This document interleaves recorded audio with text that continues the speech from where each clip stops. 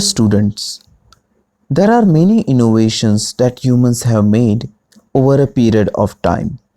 The most amazing and life changing innovation made by humans is electricity. Survival without electricity is unimaginable now. Let it be LEDs, mobiles, television sets. We just can't imagine our lives without one. And today we are going to study just that is electricity.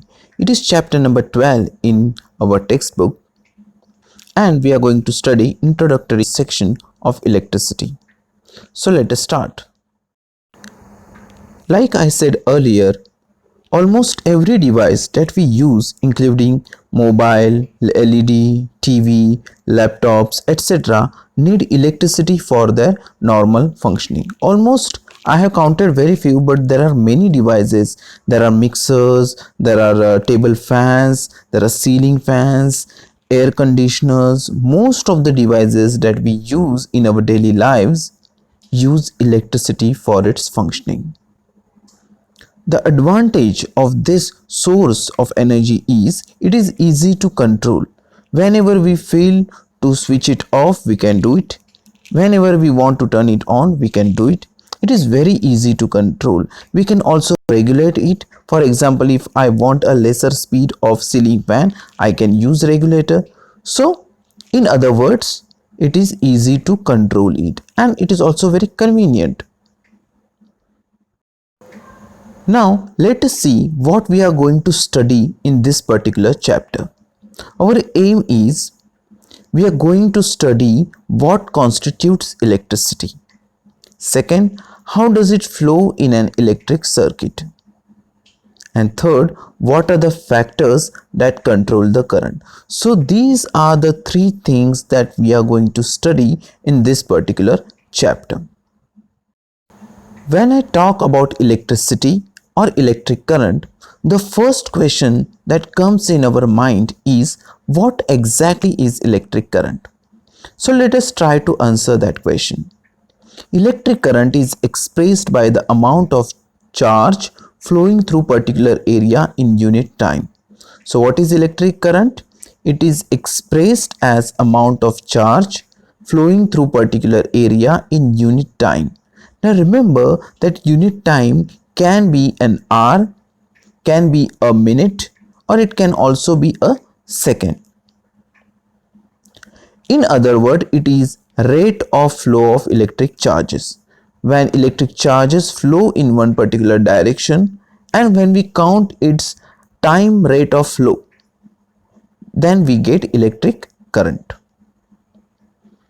In circuits using metallic wires, electron constitutes the flow of charges. Conventionally, in an electric circuit, the direction of electric current is taken as opposite to the direction of flow of electrons. Why? Because electrons are negatively charged. And in early days, electric current was thought to be because of some positive charges. And positive, since it is positive, it would flow from positive terminal to negative terminal, because positive charges are attracted by negative terminal. But over a period of time, it was found out that electric current are due to electrons and they are negatively charged. But still, electric current is always considered as flowing from positive terminal to negative terminal. I repeat, electric current conventionally is always considered to be flowing from positive terminal to negative terminal. Now, what we tried to learn was the physical aspect of electric current. But students, remember that it is incomplete without giving its mathematical interpretation. So let us see the mathematical relation for electric current.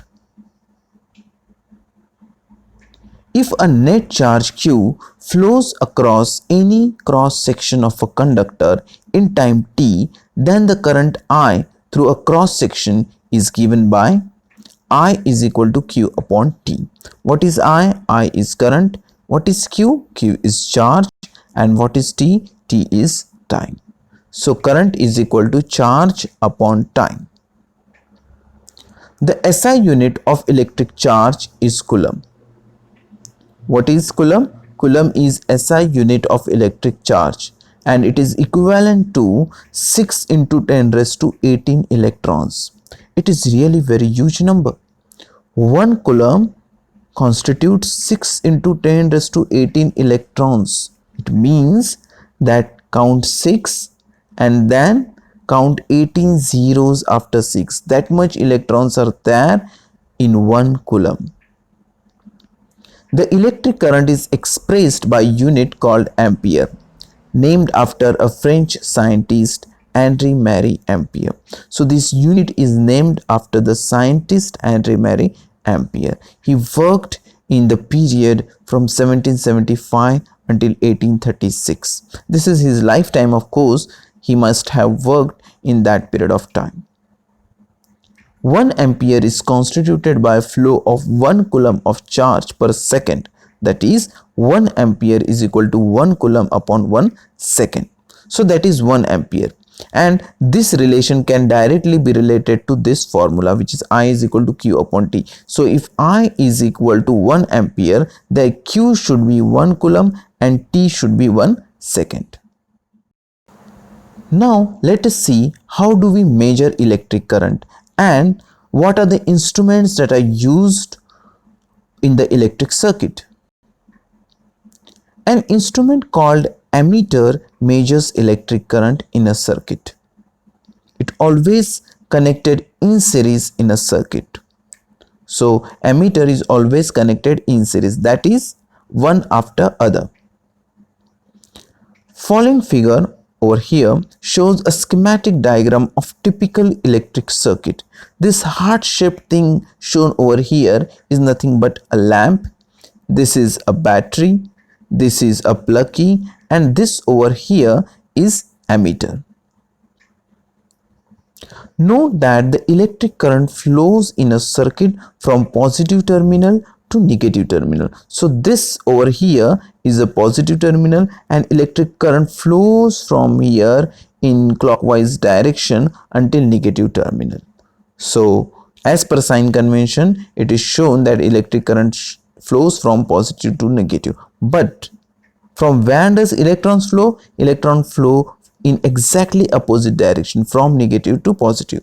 This you have to keep it very clear in your mind. Electric current always shown from positive to negative, whereas electrons, they flow from negative to positive.